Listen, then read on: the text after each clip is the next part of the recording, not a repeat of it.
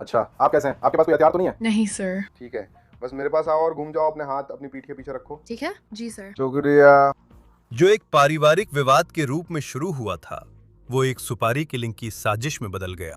हाल ही में जारी body camera video में टिकटॉक स्टार गैबी गोंजालेस के पिता की गिरफ्तारी दिखती है। अभियोजकों के अनुसार उन्होंने अपनी बेटी के साथ मिलकर उसके बच्चे के पिता की हत्या के लिए हिटमैन को सुपारी दी थी। हम दोनों मिलकर बच्चे की परवरिश करते हैं। मैं डॉक्टर की अपॉइंटमेंट्स, डेंटिस्ट की अपॉइंटमेंट्स और थेरेपीज की अपॉइंटमेंट्स का ध्यान रखती हूँ। गैबी गोंजालेस ने सोशल मीडिया पर अपने लाखों फॉलोअर्स को बताया था कि वो बॉय बैंड सिंगर एक्स के साथ बच्चे की परवरिश कर रही हैं, लेकिन उन पर अपने एक्स को मरवाने की कोशिश का आरोप है। हम आपको 1 मिनट के लिए कार की पिछली सीट पर बैठा देंगे। उसके पिता ने अधिकारियों से क्या कहा, जो उन्हें शायद बहुत लंबे समय के लिए ले जा रहे थे। आप देख रहे हैं ऑन द केस, जिसे लॉ एंड क्राइम प्रस्तुत कर रहा है। मैं क्रिस स्टीवर्ट हूं।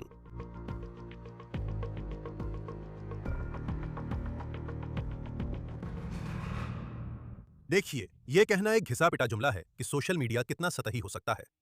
इस मामले में ऑनलाइन छवि एफबीआई के अनुसार गैबी गोंजालेज और उसके परिवार के साथ पर्दे के पीछे हो रही सच्चाई से अलग थी। मैं पूरी ईमानदारी से बात करूंगा। पिछले महीने गिरफ्तारी से पहले मैं इस कहानी के किसी भी व्यक्ति को नहीं जानता था, लेकिन अगर आप मेरी तरह हैं तो यह ज्यादा मायने नहीं रखता जब आप देखते हैं कि इस कहानी के केंद्र में आरोप कितने चौंकाने वाले हैं। और अब हमारे पास कुछ नई जारी की गई बॉडी कैम फुटेज है, जो दिखाती है कि अधिकारियों ने इस ऑपरेशन के कथित फंडर को कैसे पकड़ा। हर चीज के बारे में पूरी तरह से जानकार। नहीं नहीं, मैं जानकार नहीं हूँ। जानकार बेटी। हाँ, एरियला। हाँ, हमें फ्लोरिडा के सेमिनोल काउंटी शेरिफ ऑफिस से टिकटॉकर गैबी गोंजालेस के पिता फ्रांसिस्को की पिछले महीने की गिरफ्तारी का बॉडी कैम वीडियो मिला है। ये ऑरलैंडो के वेस्ट टीवी का वीडियो है, जिसमें फ्रांसिस्को की पहली कोर्ट पेशी दिखी, जब उन पर पोती के पिता की हत्या के लिए हिटमैन रखने का आरोप था। और जो इस मामले को और भी चौंकाने वाला बनाता है, वो ये है कि पेशे से फ्रांसिस्को एक वकील हैं, लेकिन अब वो कई साल जेल की कैदी वाली वर्दी पहनकर बिताने की संभावना का सामना कर रहे हैं। मैं दिखाऊंगा कि डिप्टीज फ्रांसिस्को को ले जाते समय उन्होंने क्या कहा था, लेकिन इस कहानी को सच में समझने के लिए आपको ये देखना होगा कि इस परिवार ने किसी ऐसे व्यक्ति को निशाना बनाने के लिए कथित तौर पर कितनी दूर तक जाने की कोशिश की, जिसके साथ सार्वजनिक रूप से उनके संबंध कुछ हद तक अच्छे दिखते थे। मैं फ्लोरिडा में पैदा हुई, पली बड़ी और 5 साल पहले वहाँ से चली गई थी, इसलिए सबसे पहले उसी के बारे में बात करूंगी। ये हैं गैबी गोंजालेस। उनके टिकटॉक पर 4 लाख से ज्यादा फॉलोअर्स हैं और इंस्टाग्राम पर भी उनके 4 लाख फॉलोअर्स हैं। उन्होंने दर्शकों से ईमानदारी से बात करने के लिए यह ऑनलाइन फॉलोइंग बनाई है। इंस्टाग्राम पर उनकी बात सुनिए। फ्री ब्लीडिंग ने मुझे अपने शरीर से ज़्यादा जुड़ने में मदद की है।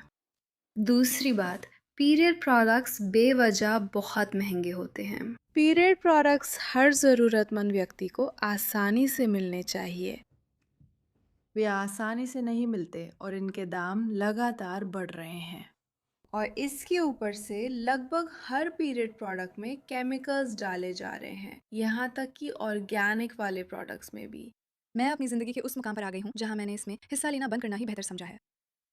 गैबी अपनी बेटी के बारे में भी बहुत खुलकर बात करती थीं, जो उनकी और एक गायक जैक एवरी की संतान है।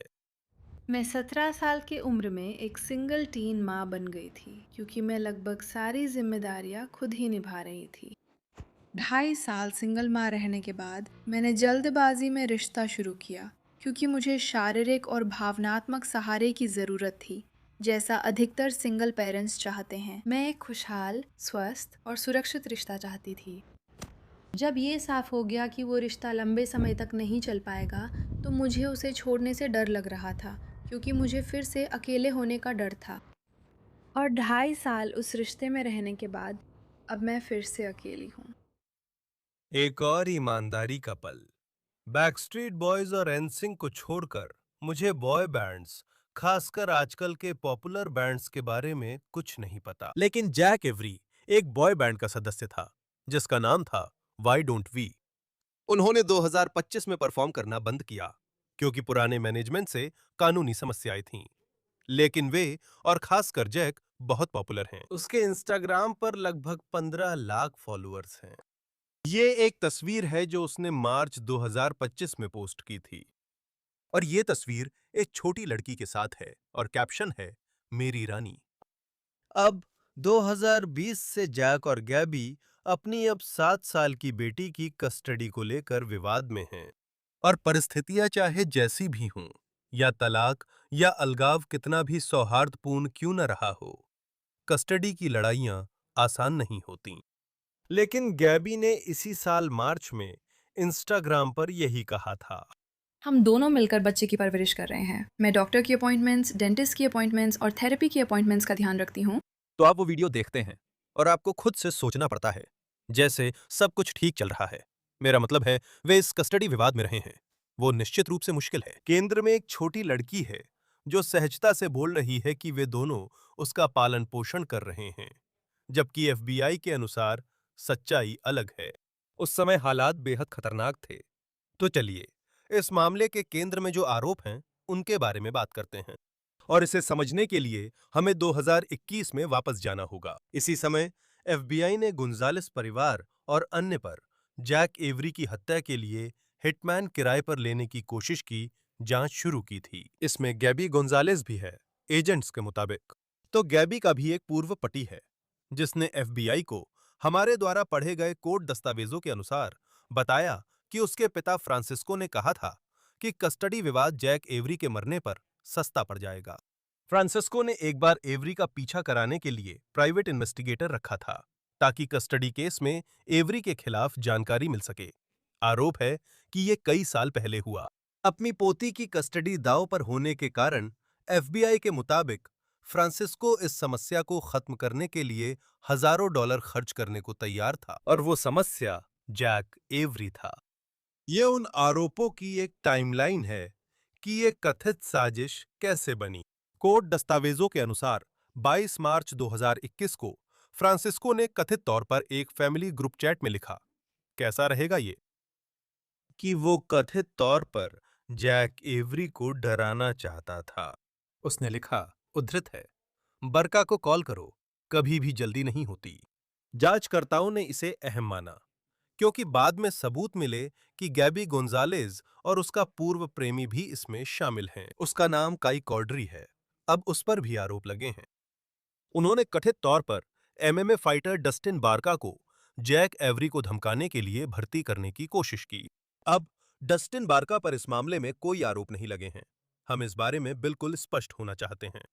हालांकि अगले कुछ हफ्तों में किसी समय जैक एवरी को डराने की योजना एक नए स्तर पर पहुंच जाती है। उन पर जैक एवरी की हत्या के लिए भाड़े का हत्यारा खोजने का आरोप है। अप्रैल 2021 में एफबीआई का कहना है कि फ्रांसिस्को, गैबी के पिता, ने काई कॉड्री को डार्क वेब पर जाकर एक भाड़े के हत्यारे को रखने के लिए $10,000 भेजे। जांचकर्ताओं के अनुसार फ्रांसिस्को ने कथित तौर पर पैसे को वेब डेवलपमेंट सेवाओं के रूप में दिखाने की कोशिश की, पर एजेंटों ने इसे बहाना बताया। वेब डेवलपमेंट सेवाओं के लिए वो $10,000 कभी इस्तेमाल नहीं हुआ। कहा जाता है कि ये पैसे किसी खतरनाक चीज के लिए थे। जून 2021 में फ्रांसिस्को ने कथित तौर पर काई कॉड्री को और पैसे भेजे। इस बार ये $4,000 थे और अदालत के दस्तावेजों के अनुसार, उद्धृत है, 5 जून 2021 को कॉड्री ने फ्रांसिस्को गोंजालेस को अपनी साइट विस्पर बिजनेस के जरिए $4,000 का इनवॉइस भेजा और बाद में फ्रांसिस्को ने वो राशि चुका दी। ये लेन देन फ्रांसिस्को के तलब किए गए बैंक रिकॉर्ड्स में दिखा। बाद में कॉड्री ने कहा कि उन्होंने वेब डेवलपमेंट सेवाएं नहीं दी थीं और उन्हें इनवॉइस सिर्फ दिखावे के लिए लगी। तो आपने सुना, और कॉड्री कुछ सहयोग करते दिखते हैं, लेकिन उन पर आरोप भी लगे हैं जिन पर हम आगे बात करेंगे। और इस मामले में एक सोशल मीडिया स्टार है। उस समय उसका बॉयफ्रेंड काई कॉड्री और फिर गैबी के वकील पिता, जो कथित तौर पर ये योजना बना रहे थे। सच कहूं तो मुझे नहीं पता। साथ ही मैं बताना चाहता हूं कि इंटरनेट का कौन सा हिस्सा है जहां आप हिटमैन ढूंढेंगे, लेकिन इन लोगों ने सोचा वे सही रास्ते पर हैं। वैसे काई का कथित स्क्रीन नाम, जब उसने कथित तौर पर एक किलर की तलाश की, किंग 69 था। उसे लगता है कि रास्ते में ऐसा व्यक्ति मिला है जो एक भाड़े का हत्यारा है और जिसे जैक एवरी को निशाना बनाकर मारने के लिए किराए पर रखा जा सकता है। लेकिन असलियत में जिससे वो बात कर रहा था वो कोई हिटमैन था ही नहीं। वो एफबीआई से बात कर रहे थे। एजेंट्स के पास काई ने जिस व्यक्ति को ऑनलाइन हिटमैन समझा था उसके साथ की गई सारी बातचीत की जानकारी थी।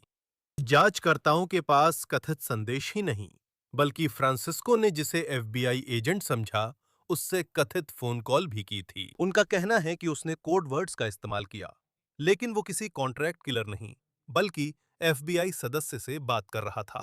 हाय, आप सभी का स्वागत है मेरे कोर्स में, जिसमें मैं बताऊंगी कि कैसे पता करें कि वह अच्छा आदमी है या नहीं। सबसे ज्यादा संभावना है कि वह अच्छा आदमी नहीं है। तो आप देख सकते हैं कि फ्रांसिस्को इस मामले में कैसे आरोपी है।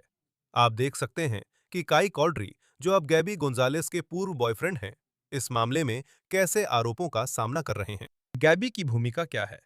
उन पर आरोप है कि उन्होंने काई से इस योजना और इसके गलत होने की संभावना पर चर्चा की थी। एफबीआई का कहना है कि उन बातचीतों की रिकॉर्डिंग उनके पास है। एफबीआई का कहना है कि उनके पास एक और गवाह है जो दावा करता है कि गैबी ने जैक को मरवाने और बिटकॉइन से हत्या के लिए भुगतान की योजना की बात की थी। जैक की हत्या के बारे में। और उसने कथित तौर पर यह भी कहा था कि वो चाहती है कि जैक की मौत एक कार दुर्घटना जैसी लगे। अच्छी खबर यह है कि जैक को मारने की साजिश नाकाम रही। करीब 4 साल बाद जब एफबीआई ने कहा कि फ्रांसिस्को गायक को मारने के लिए हजारों डॉलर देने की बात कर रहा था, तब डिप्टीज ने उसे ऑरलैंडो के पास सेमिनोल काउंटी फ्लोरिडा में हिरासत में लिया। और ये उस ऑपरेशन का बॉडी कैम वीडियो है। क्या आप उसे पकड़ेंगे या मैं? हाँ। अरे हेलो। अच्छा, आप कैसे हैं? अच्छा, क्या आपके पास कोई हथियार नहीं है? नहीं साहब। ठीक है, बस मेरे पास आओ और घूम जाओ। अपने हाथ अपनी पीठ के पीछे रखो, ठीक है? जी साहब। शुक्रिया।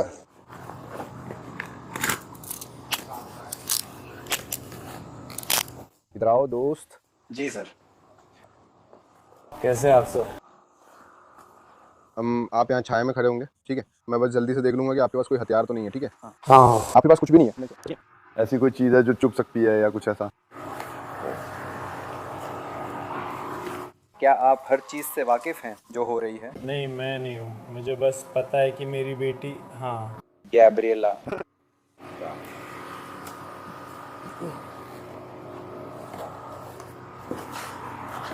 जल्दी से अपने पैर मेरे लिए फैला दो।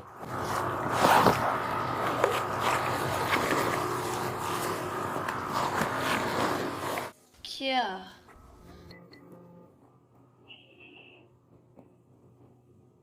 घूम जाओ और अपनी पीठ यहाँ ले आओ। बिल्कुल भाई। हो गया। ध्यान रखना कि तुम ठीक से बंधे हो और जितना हो सके आराम से हो। ठीक है, अभी के लिए। अगर जरूरत पड़ी तो हम इन्हें एडजस्ट कर सकें। ठीक है। परिवार में पत्नी या बच्चे हैं? मेरी पत्नी का बेटा और तुम्हारी बहू है, सही है? हाँ।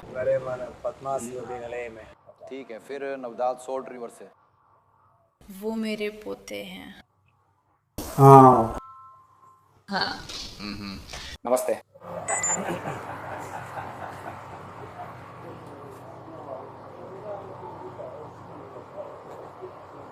हम आपको 1 मिनट में सब समझा देंगे। बिल्कुल।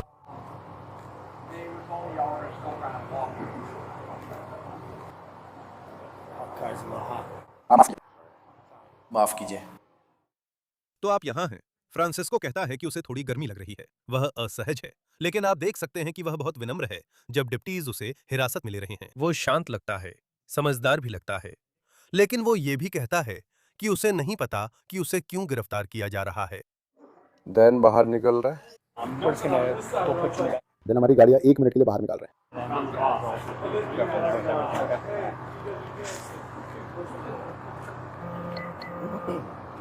आपके सहयोग की सराहना करता हूँ।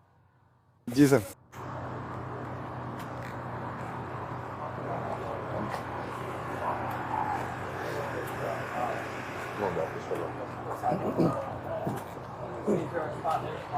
आपके पास ऐसा कुछ नहीं है जिसमें मेरी दिलचस्पी हो? और कुछ नहीं सर? हाँ।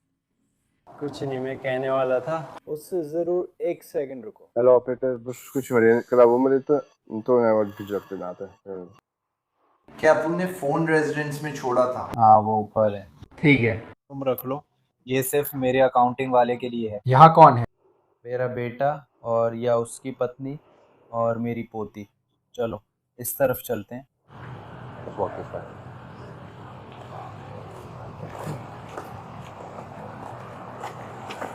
उसने कुछ समय से चिम्मी की गाड़ी नहीं चलाई। मुझे बस दूसरी तरफ जाने दो। मुझे पहले वहाँ अंदर देख लेना चाहिए। हाँ ये ठीक है। नहीं, वहाँ कुछ भी नहीं है। हम खिड़की भी थोड़ी खोल दें, पीछे थोड़ा गर्म हो जाता है। यहाँ थोड़ी असुविधा होने वाली है। जॉन, हाँ मुझे पता है, माफ़ करना भाई। हेलो, लेकिन वहाँ अगर आप देखें तो यहाँ एक छोटा सा दरार है जिसमें आप अपनी कलाई रख सकते हैं। हाँ आप रख सकते हैं, आप रख सकते हैं। हाँ हो गया अभी के लिए। हाँ इसके लिए माफ़ कीजिए।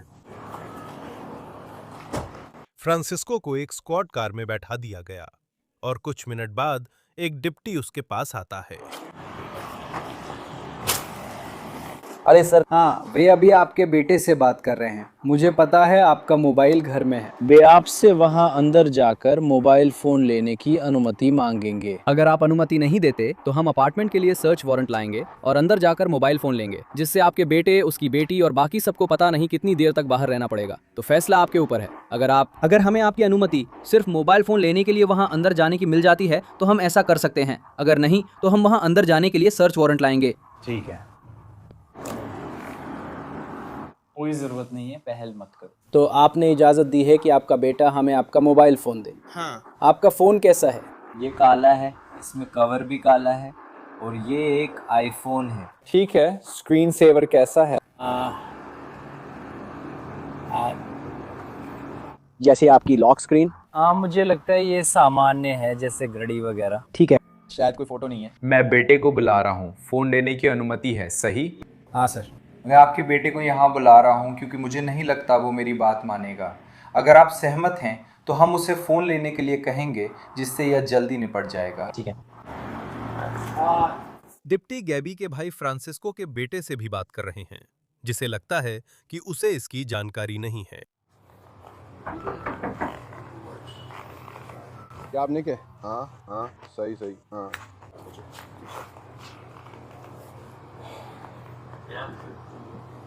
अरे सर, क्या आप यहाँ आ सकते हैं? मेरे पास आपके पापा के लिए कुछ सामान है। ठीक है। Brian Andrews. हाँ माफ़ करना। और फिर हाँ वो क्या कहते हैं उसे, क्या जैक्सन, तभी मैंने कॉल किया था।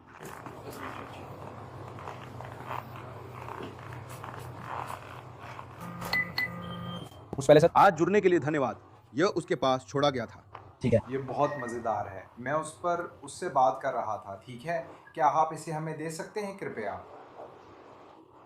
मुझे करना ही होगा। समर्थन करो तो मुझे बताओ। ये मामला कैलिफोर्निया का है। वे इस फ़ोन की मांग कर रहे हैं। मुझे पता है कि ये फ़ोन कई साल पहले FBI ने लिया था, जब हमारे पास FBI एजेंट थे, ठीक है? वे हमसे सहयोग की मांग कर रहे हैं ताकि इस फ़ोन को प्राप्त किया जा सके, ताकि निवास स्थान के लिए सर्च वारंट लिखने के बजाय फ़ोन लिया जा सके। सर्च वारंट के बजाय तो कोई सर्च वारंट नहीं। नहीं, आपके घर के लिए अभी सर्च वारंट नहीं है। ठीक है, तो उनके पास पहले से ही उसके फ़ोन के लिए सर्च वारंट है, क्या आप यही कह रहे हैं? वे उसके फ़ोन के लिए सर्च वारंट लिख रहे थे। वो पूछ रहे हैं कि आपके पास वारंट है, मैं दे सकता हूँ। वो आपके लिए वहाँ जाकर ढूंढना चाहती है। तो शायद ये गिरफ्तारी पूरी तरह से चौंकाने वाली नहीं है, क्योंकि जैसा कि आप वहां सुनते हैं, आप डिप्टी को यह कहते हुए सुनते हैं कि फ्रांसिस्को का फोन सालों पहले FBI द्वारा ले लिया गया था। आप फिर से इस जांच के बारे में सोचते हैं, जो करीब 2021 में शुरू हुई थी। इसी समय फ्रांसिस्को के बेटे को उनके पास लाया जाता है, जो क्रूजर में है। एकमात्र चीज़ जो आप सीधे जाकर ले आऊं, क्या आपको ये ठीक लगेगा कि मैं उसे लेने जाऊं और आपके लिए घर ले आऊं? मुझे करना ही है। मैं जारी रखूंगा। हम बस ये सुनिश्चित करना चाहते हैं कि आप जाकर उसे ना लें और चीजें डिलीट करना शुरू ना कर दें। बस यही एक चीज है जो हम नहीं चाहते। ठीक है। क्या आप बाइक के पास खड़े होना चाहेंगे ताकि उन्हें देख सकें? नमस्ते। धन्यवाद सर, कैसे हैं?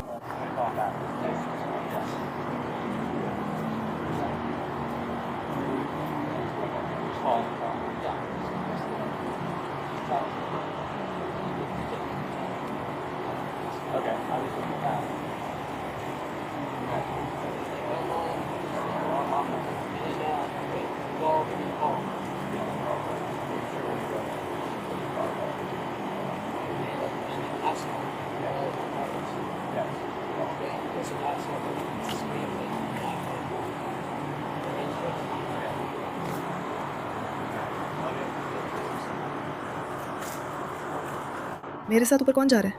उनमें से एक।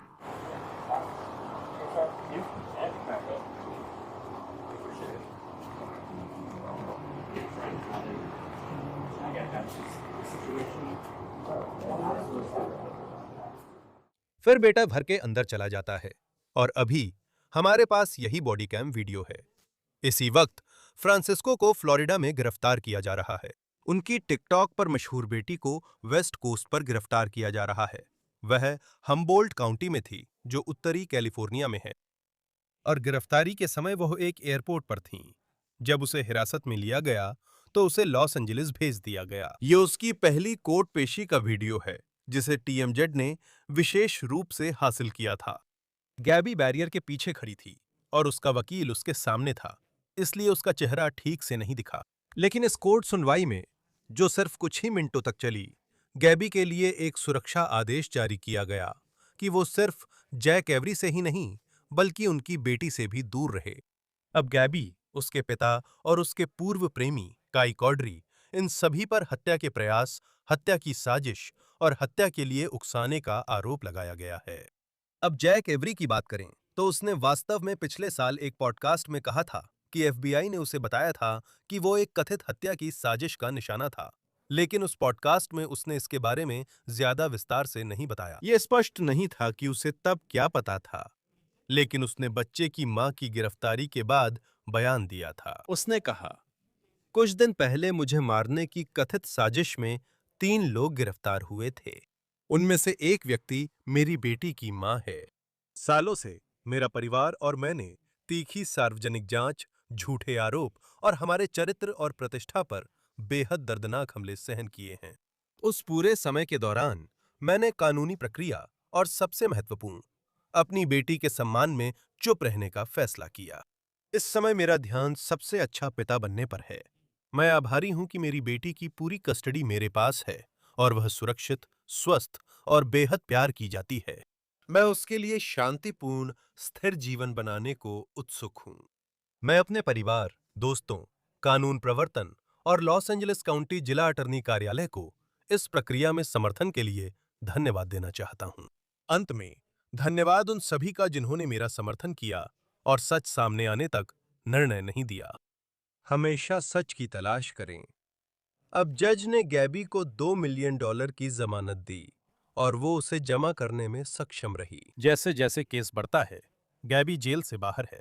जहां तक उसके 2 सह आरोपियों की बात है, उसके पिता और उसके पूर्व बॉयफ्रेंड की, तो जैसे जैसे यह केस आगे बढ़ता है, वे अभी भी जेल में ही हैं। सुप्रभात सभी को। एस्प्रेसो के बीच में हमारे जैसा नहीं, और 13 साल के प्रयोग में मेरा दिमाग किसी और चीज़ पर है। बस ऐसा ही है। गैबी ने अपनी गिरफ्तारी से पहले से ही सोशल मीडिया पर कुछ भी पोस्ट नहीं किया है। इस कहानी पर चर्चा के लिए हमारे साथ जुड़ें। हमारे साथ पारिवारिक कानून के वकील रैंडी केस्लर जुड़ रहे हैं। रैंडी, आपको लॉ एंड क्राइम पर देखकर अच्छा लगता है। मैं सबसे पहले इसी बात से शुरू करना चाहता हूं कि ये मामला 2020 तक जाता है, क्योंकि ऐसा लगता है कि यहीं से कस्टडी का मुद्दा शुरू हुआ था। अब तक जो भी जानकारी हमारे पास है, उसके आधार पर इस मामले में गिरफ्तारी होने में लगभग 5-6 साल लग गए। इस टाइमलाइन में आपके लिए सबसे अलग क्या लगता है? ऐसा लगता है कि 2021 में ही एफबीआई के पास पर्याप्त सबूत थे। मैं यह एक वकील या कानून प्रवर्तन अधिकारी के तौर पर नहीं कह रहा हूं। सिर्फ ऊपर ऊपर से देखने पर आम लोगों की नजर में ऐसा लगता है कि वे इससे कहीं पहले कार्रवाई कर सकते थे। सही है। जब आप कहते हैं कि शायद उनके पास पर्याप्त सबूत रहे हो, ये एक आपराधिक मामला है जिसमें वाजिब संदेह से परे साबित करना होता है। जानते हो, मेरे पसंदीदा कहावतों में से एक है क्रिस, 2 बार नापो, 1 बार काटो। आप ऐसा मामला हारना नहीं चाहेंगे। जब तक वे नकली कातिल पर ध्यान दे रहे हैं, असल में कोई जल्दी नहीं है, है ना? अगर उनके पास ये कथित सुपारी किलर है जो असल में मुखबिर है, तो वे पीड़ित की सुरक्षा को लेकर चिंतित नहीं है।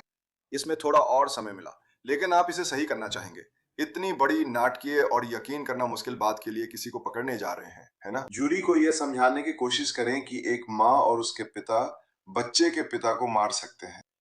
आपको पूरी तरह से पक्का होना चाहिए। तो मुझे कोई दिक्कत नहीं है कि उन्होंने समय लिया और आखिरकार उनके पास काफी सबूत इकट्ठा हो गए। ऐसा लगता है कि अब उनके पास जरूरत से ज्यादा सबूत है। हाँ, रिकॉर्ड की गई बातचीत और फोन कॉल्स। वे कहते हैं कि ये सब उनके पास है। मेरा मतलब है, आप जानते हैं, और हमने कई मामलों में देखा है, खासकर संघीय स्तर पर, वे वास्तव में कार्रवाई करने और गिरफ्तारी करने से पहले थोड़ा समय लेते हैं। मैं आपसे बात करना चाहता था क्योंकि कई बार तलाक या कस्टडी की लड़ाई जैसे मामले होते हैं। जैसे इस केस में कई सालों से कस्टडी की लड़ाई चल रही थी और मुझे फ्रांसिस्को गोंजालेस की याद आती है। और यहाँ एक ऐसे व्यक्ति हैं जो खुद वकील हैं, लेकिन अगर आप पीछे जाएं तो लगता है कि वो अपनी पोती की कस्टडी की इस लड़ाई में बहुत शामिल थे। और मुझे यकीन है कि किसी को पीछा करने के लिए प्राइवेट इन्वेस्टिगेटर रखना गैर कानूनी नहीं है।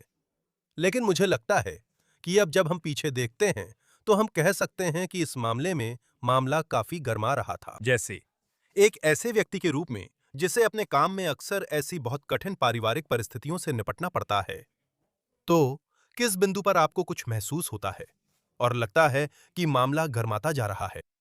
मुझे नहीं लगता कि आप कभी अंदाजा लगा सकते हैं कि कोई भाड़े के हत्यारे को रखने की कोशिश करेगा, लेकिन जब मामला इतना बढ़ जाए कि हम सिर्फ कानून पर ध्यान दें, तब चीजें अलग हो जाती हैं।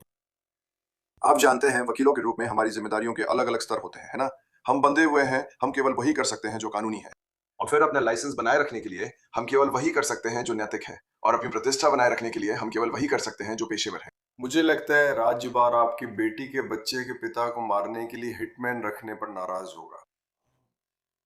हम ये बातें बहुत सुनते हैं और इसमें बहुत बढ़ा चढ़ाकर बोला जाता है, बहुत गुस्सा होता है, और हम, आप जानते हैं, कभी कभी वो फिल्टर होते हैं जिसके जरिए ये सब बाहर आता है और लोग हमसे अपनी भड़ास निकालते हैं। और आप जानते हैं, जब वो ऐसी बातें कहते हैं तो हम उन्हें कहते हैं मजाक मत करो, और वो कहते हैं क्या ये सस्ता नहीं होगा कि अगर मैंने उन्हें मार दिया तो बस एक क्रिमिनल डिफेंस वकील रख लूं?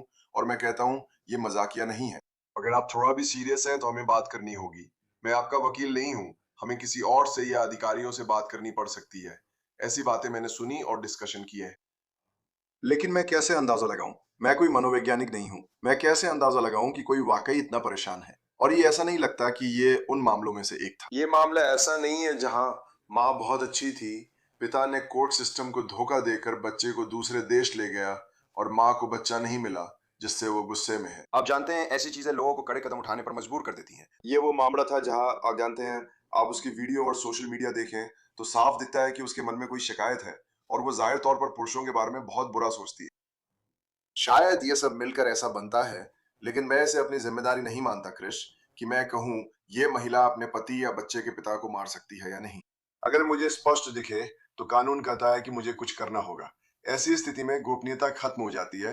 अगर पता चले कि वो बच्चे के पिता की हत्या की योजना बना रही है तो मैं अधिकारियों के पास जाऊंगा। ठीक है, और मुझे लगता है आप व्यंग के बारे में एक अच्छा मुद्दा उठाते हैं, क्योंकि आप जानते हैं, एक बार फ्रांसिस्को ने कथित तौर पर कहा था, जैसे अगर जैक एवरी मर जाए तो सब सस्ता हो जाएगा। और आप जानते हैं, ये ऐसी बात है जहां मुझे यकीन है कि जो लोग बच्चे की कस्टडी को लेकर इतने भावुक विवाद से गुजर रहे होते हैं, वो इस तरह की टिप्पणियां कर सकते हैं। लेकिन फिर आप सोचते हैं, वो कौन सा स्तर है जब हम सच में मजाक नहीं कर रहे होते? और जाहिर तौर पर एफबीआई के मुताबिक हम उसी चीज का सामना कर रहे थे। और एक बात जो मैंने उठाई है, क्योंकि हमने पहले भी ऐसे मामलों को कवर किया है, जब बात भाड़े के हत्यारों या कॉन्ट्रैक्ट किलिंग की आती है, तो फिल्मों में तो ऐसे लोग होते हैं जिन्हें आप पैसे देकर अपना काम करवा सकते हैं। वे अंधेरे में गायब हो जाते हैं और आपको कभी पता नहीं चलता ये कौन है। ऐसा लगता है कि गैबी गोंजालेज और उनके परिवार को कथित तौर पर लगा कि वे उसी तरह के किसी भाड़े के हत्यारे से डील कर रहे थे, जबकि असल में वो एफबीआई एजेंट था। और हमने ऐसे कई मामले देखे हैं जहां कानून प्रवर्तन का कोई सदस्य खुद को ऐसे पेश करता है जैसे वो कोई डरावना कॉन्ट्रैक्ट किलर हो। आप इस जांच के शुरू होने के तरीके और आगे इस केस के लिए इसके मायने क्या हैं, इस बारे में क्या सोचते हैं? असल में एफबीआई इसी तरह से इतना ज्यादा सबूत इकट्ठा कर पाई। मुझे लगता है कि ये मामला काफी आसान है। जब हमने उन मामलों को कवर किया है जहां किसी भाड़े के हत्यारे को झाड़ियों से कूदकर, सड़क पर टायर डालकर और बेटी को मां से मिलने के लिए छोड़ते समय पिता को गोली मारने के लिए रखा गया था। आप जानते हैं, ऐसे लोग, ये फिल्मों जैसा नहीं होता, उन्हें पकड़ा ही जाता है ना? ये लोग पेशेवर नहीं होते जो लाखों डॉलर लेते हैं। आपने भी वो कहानियां कवर की हैं जहां कुछ $1000 में कोई सोचता है मैं किसी को मार सकता हूं। ऐसे लोग हमेशा पकड़े जाते हैं। यह तथ्य कि असल में वो कोई कानून प्रवर्तन में था इससे ये मामला पूरी तरह पक्का होना चाहिए क्योंकि उनके पास उनके खिलाफ ठोस सबूत है। जिस व्यक्ति को माँ और उसके पिता के खिलाफ गवाही देनी है वही है जिसे माँ ने हत्या के लिए हायर करने की सोची थी। तो मुझे लगता है कि ये मामला और भी मजबूत है। ये बहुत मजबूत मामला लगता है। मुझे नहीं पता कि इससे बाहर निकलने का कोई रास्ता है या नहीं। डिफेंस वकील कहेंगे कि ये सब बढ़ा चढ़ाकर या मजाक में कहा गया है, लेकिन असली कार्रवाई भी हुई। ये सिर्फ काश मेरा पति मर जाए और फिर वो मर गया ऐसा नहीं था। यहाँ तो A+B बराबर C हुआ। ये एक अच्छा और हम सालों से की गई कार्रवाई की भी बात कर रहे हैं। ये सब कुछ लगातार चलता रहा। कितने समय से? मेरा मतलब है कस्टडी की लड़ाई 2020 से चल रही थी। जैक एवरी के पास बच्चे की कस्टडी थी और वे मिलकर पालन पोषण कर रहे थे। गैबी के परिवार वाले खुश नहीं थे, लेकिन ये कस्टडी के झगड़े कितने समय तक चल सकते हैं? मतलब भले ही कोई फैसला आ जाए, अगर किसी को कस्टडी मिल भी जाए, तो मेरा मतलब है ऐसा कितनी बार होता है कि 5-6 साल तक मामला चलता रहता है, जहां अब भी यह तय नहीं हो पा रहा कि बच्चे की कस्टडी किसके पास होनी चाहिए। इसी वजह से मेरा काम अधिकतर जटिल रहता है, कभी कभी दिलचस्प भी होता है, क्योंकि ये सिर्फ बिजनेस ट्रांजैक्शन नहीं है। और फिर जब दादा दादी या नाना नानी भी इसमें शामिल हो जाते हैं और वो ना सिर्फ अपने बच्चे की रक्षा करना चाहते हैं क्योंकि उनके बच्चे ने कोई गलती नहीं की है, बल्कि वो ये भी चाहते हैं कि उनका अपने पोते या पोती से रिश्ता बना रहे। और अब जानते हैं, हम इसे एडल्सन केस में देखते हैं, जहां दादा दादी इतने ज्यादा शामिल हो गए कि उन्होंने हत्या की साजिश रचने में मदद की। उस केस में तो असल में हत्या हो गई थी, है ना? ऐसे मामले चलते रहते हैं जब तक सबको एहसास न हो कि इसे स्वीकार करना चाहिए। मुझे लगता है अच्छे वकील का काम है कहना कि चौक से उबर कर सबसे बेहतर विकल्प चुनो और मामला खत्म करो। मैंने कल रात 10 बजे तक किसी से बात की, समझाते हुए कि इसमें बहुत पैसे खर्च होंगे, तुम ज्यादा आगे नहीं बढ़ पाओगे, तुम सही साबित नहीं होगे। जज ये नहीं कहेंगे कि तुम फरिश्ता हो और वो शैतान। आखिर में कोई ना कोई समाधान निकलेगा। कोशिश करो कि आपस में ही सुलझा लो, क्योंकि अगर आप खुद सुलझाओगे तो नतीजा बेहतर होगा, बजाय इसके कि कोई जज जो तुम्हें जानता भी नहीं वो फैसला करे। लेकिन हाँ क्रिश, कभी कभी लोग इतने गुस्से में और खुद को सही मानने वाले होते हैं कि उन्हें दूसरी तरफ दिखती ही नहीं है। और उनके पास वकील नहीं होते या अच्छे वकील नहीं होते जो समझा सकें कि एक दूसरी तरफ भी है। जब आप जज के सामने होंगे और ये बात सामने आएगी या वो बात सामने आएगी, तो आप उतने अच्छे नहीं दिखेंगे। और बच्चों को दोनों माता पिता की जरूरत होती है। हर जज की सोच यही होगी कि यह बच्चा दोनों माता पिता का है, दोनों माता पिता को बच्चे के साथ रहने का हक है। तो हाँ, दुर्भाग्यवश ये मामले बहुत लंबा चल सकते हैं। हाँ, और मुझे नहीं पता कि गैबी की तरफ से उनके पापा के अलावा किस तरह की कानूनी पैरवी थी। उनके पापा फ्लोरिडा में पर्सनल इंजरी लॉ में काम करते हैं। लेकिन आप कैसे संभालते हैं? और मुझे ये सामान्य तौर पर ज्यादा दिलचस्प लगता है, जैसे आप कैसे मैनेज करते हैं, क्योंकि मुझे यकीन है, मेरा मतलब है, आप हर दिन ऐसे लोगों से डील करते हैं जो बहुत तनावपूर्ण चीजों से गुजर रहे होते हैं। जब क्लाइंट गैबी गोंजालेज और उनके पिता दोनों शामिल हों, तो आप इसे कैसे संभालते हैं? वो युवा है, लेकिन एक वकील के रूप में जब आप परिवार को ऐसी स्थिति से मदद करते हैं, तो आमतौर पर ऐसे व्यक्तित्वों को कैसे संभालते हैं? और अगर कोई बहुत हावी रहने वाला माता पिता है जो आकर क्लाइंट से भी ज्यादा शामिल होने की कोशिश कर रहा है, तो आप कब बोलते हैं या दखल देते हैं? आपके पास कितना समय है? नहीं, रुकिए, नहीं नहीं नहीं। हम वकीलों का प्रतिनिधित्व करते हैं और वकील अपने बच्चों को लाते हैं। हाल ही में एक वकील अपनी बेटी को सलाह के लिए हमारे ऑफिस लाए थे। मैं हमेशा ये सुनिश्चित करता हूँ कि मैं क्लाइंट को ध्यान से देखूं। ये उस पिता या माँ को नाराज कर सकता है जो बच्चे को लेकर आए हैं, और मैं कहता हूँ आप हमारे क्लाइंट हैं। अगर आप कभी मुझसे अपने पिता से छुपा कर कुछ कहना चाहें तो ये आपका अधिकार है। आप हमारे क्लाइंट हैं, भुगतान कोई भी करे इससे फर्क नहीं पड़ता। आप जानते हैं, और कभी कभी इसका मतलब ये होता है कि हमें काम पे नहीं रखा जाता क्योंकि पैसे वाले पिता ही होते हैं। ये और मुश्किल है जब पिता वकील हो। लेकिन कभी कभी ये अच्छा भी होता है, क्योंकि जो बड़े और समझदार हैं वे तर्क की आवाज बन सकते हैं और कह सकते हैं ठीक है, मैं समझता हूँ कि कैसलर क्या कह रहे हैं। उन्होंने समझाया है कि भले ही आप जानते हैं पापा ने ये चीजें की हैं, जब तक वो अपने माता पिता के साथ रह रहे हैं वो कोई खतरा नहीं है। अगर आपने उन्हें शराब पीकर गाड़ी चलाते नहीं पकड़ा तो अदालत उन्हें बच्चों के साथ गाड़ी चलाने से नहीं रोकेगी। ये एक दोधारी तलवार है। लेकिन जब आपके पास एक हावी और हद से ज्यादा दखल देने वाला अभिभावक हो कस्टडी केस में, तो ये मुश्किल हो सकता है, लेकिन धैर्य और चीजों को समझाना जरूरी है।